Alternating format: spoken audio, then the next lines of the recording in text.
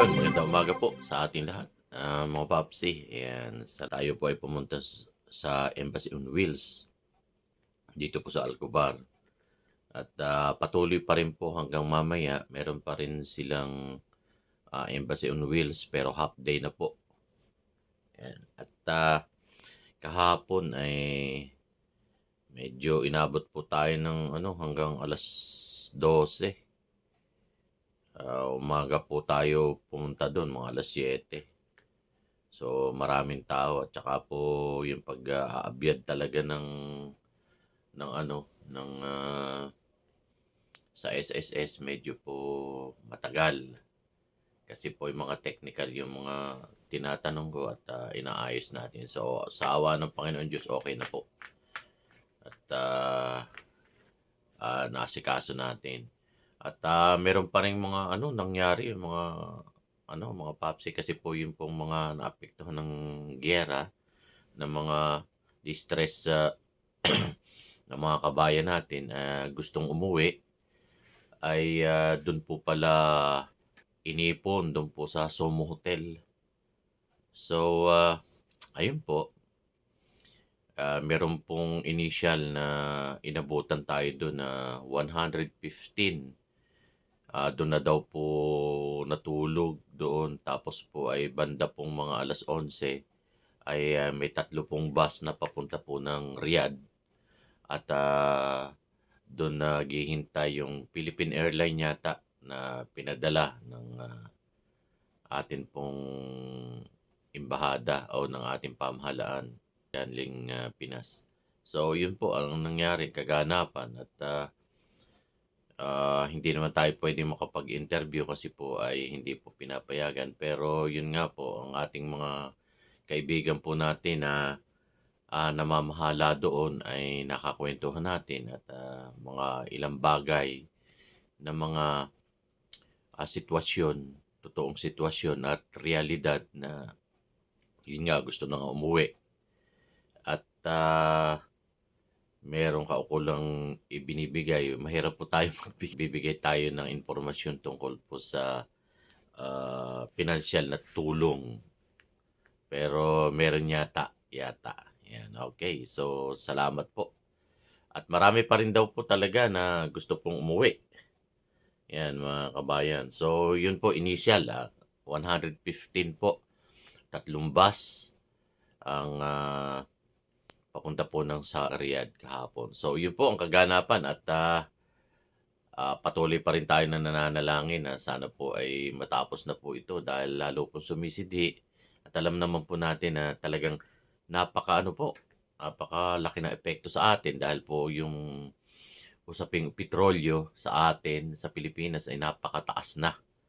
Ang dami pong dumadaing na. At dahil nga po ay sa nangyayaring kaguluhan dito po sa Saudi Arabia at dito sa Middle East, mga kalapit bansa. So, panatilihin po natin na nalangin, yun na lang po ang atin pong pwedeng sandata na sana sa bawat panig ay matapos na po yung gulo. Okay guys, so ito po ang buhay Saudi ni Popsi at lagi po ninyong subaybayan ang ating pong channel.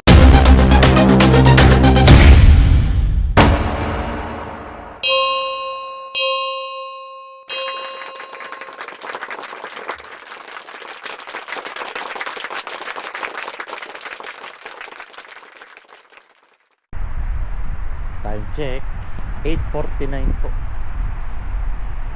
Parang uulan na, sabi niya.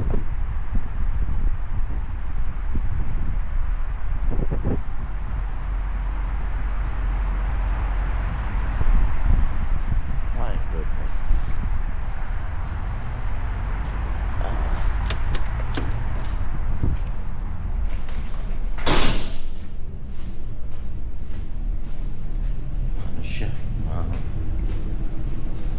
Takot na.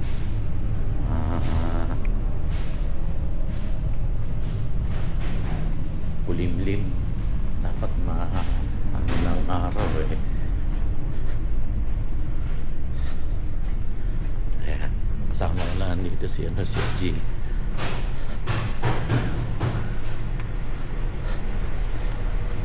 Ajil!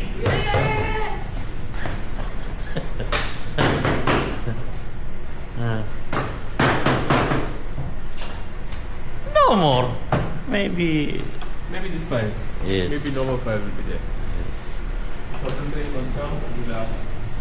Ah.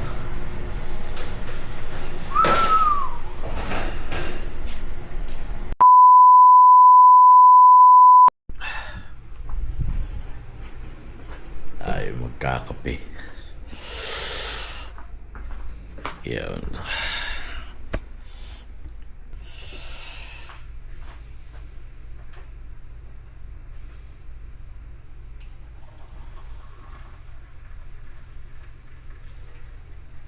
Yeah.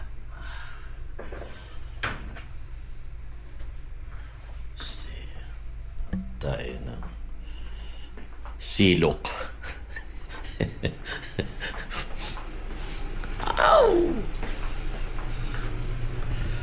Kuha tayong silok. Ayan. Uy. Uy, yeah. Tapos ay overload. Sabi ni Sadik, overload munggo. Kaya ang kakain natin.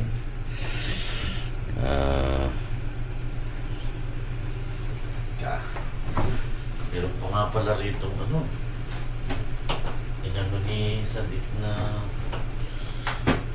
kaya right. Ano ito? Ito muna kainin ko. Sayang naman. Sarap. Ito muna. Iinit ko muna ito. Right.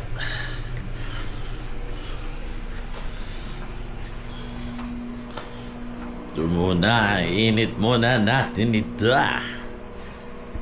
Okay.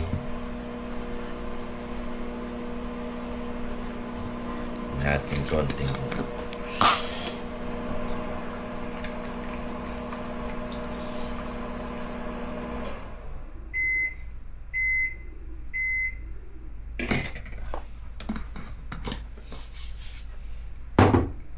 yeah.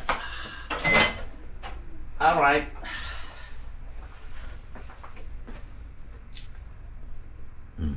Ayan.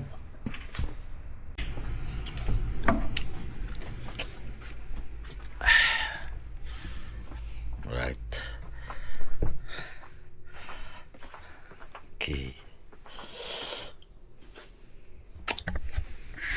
Yan.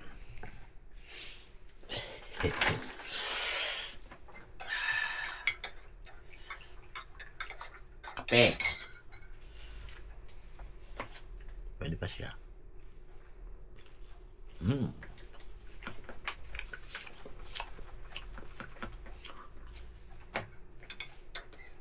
Pwede pa siya.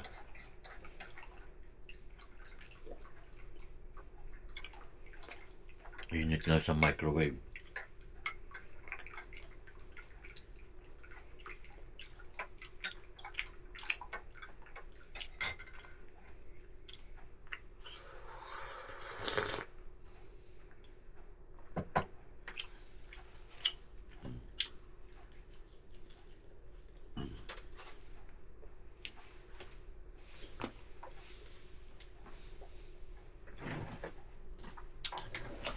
Saturday po ngayon. Saturday nga ba? Hindi kapon, Friday lang.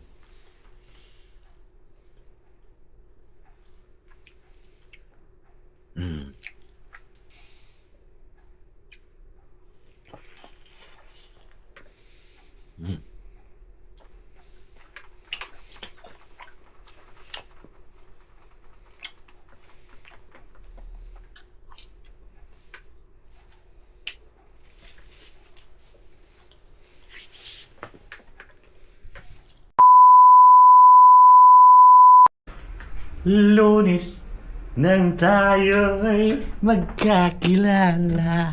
Biyernes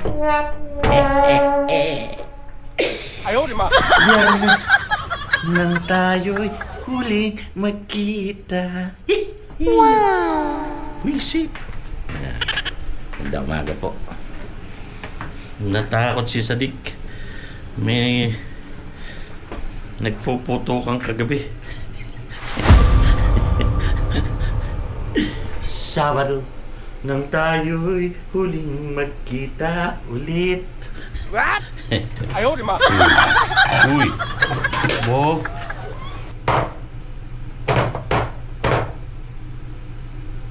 Oh. Oh, mamaya may ipis are. Sabado ay iniibig din kita. Yan, tayo nag- Miyerkules ay puno ng pagmamahalan.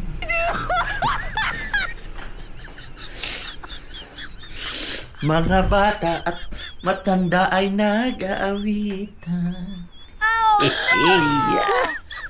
Kagaling. Oh my God. Iba talaga pag nakapaliko. Ganda tayo. Kailangan daw stress reliever daw yung ganare.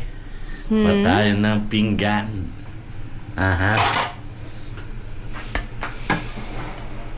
Lunes ay tayo'y puno ng pagmamahala. Wala, Ari.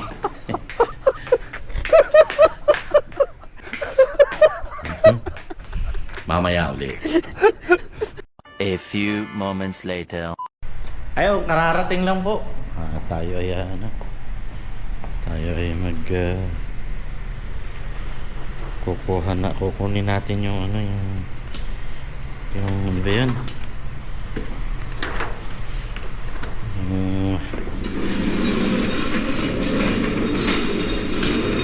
Sinalok natin na tubig.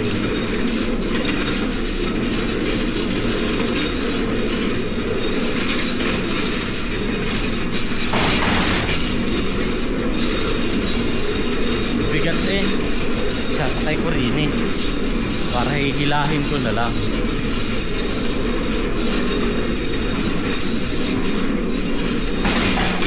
Ayaw. Dali. Oo.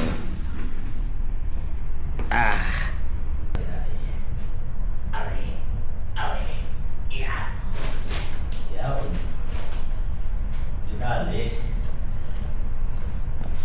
Hihilalaang.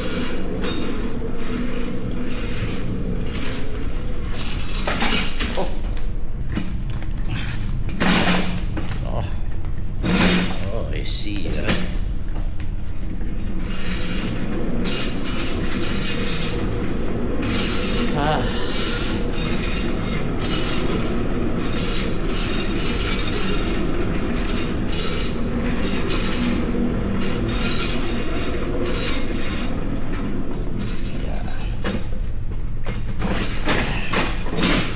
Yan.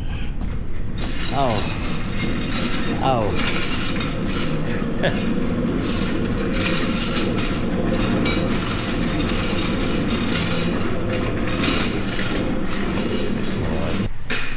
Tayo may tubig. Tayo may tubig.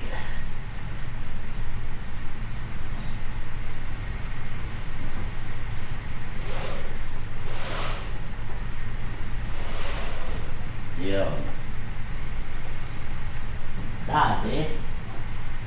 Dali man.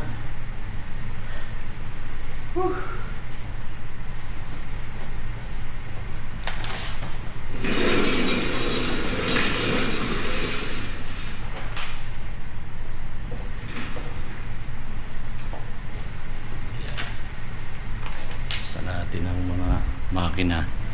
Tayo ay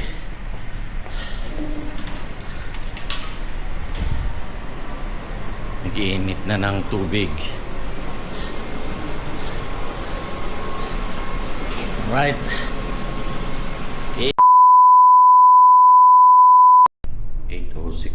Tingnan natin.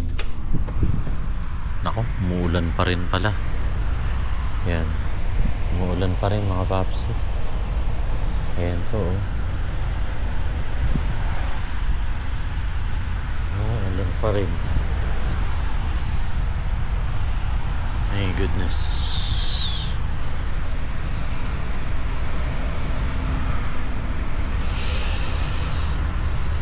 Kagabi ay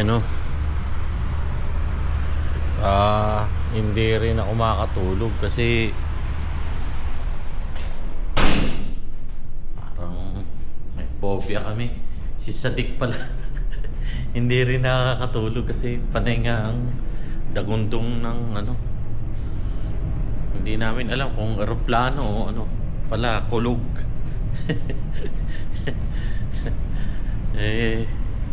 Kaya kanina siyempre, mga kabayan, paalala lang po. Alam naman natin na kinakalma lang natin ang mga sarili natin. Pero hindi maikakaila na talaga pong delikado. At ang away talaga ay hindi po dito sa lupa, kundi sa himpapawid. Inaano ng embassy natin at experience din, maraming namamatay. Kasi po yung pagsabog po ng mga ganyan, pinasasabog, may mga debris po yan. Ngayon, kung tayo po ay nasa layasan, nasa open na tawag ba doon? Open air. O nasa labas tayo, siyempre mga debris siyempre baka po tayo tamaan hanggat maaari lang naman lagi tayong nasa mga building natin o sa ating mga accommodation kasi hindi magpapasintabi po yan. Kaya meron pong namamatay na yung nakaraan nun isang Bangladesh ba yun at saka isang Indiano. Na-intercept po yung missile, ballistic missile. Siyempre yung mga debris po nun tumatama pag minsan sa kalupaan, sa may mga residential.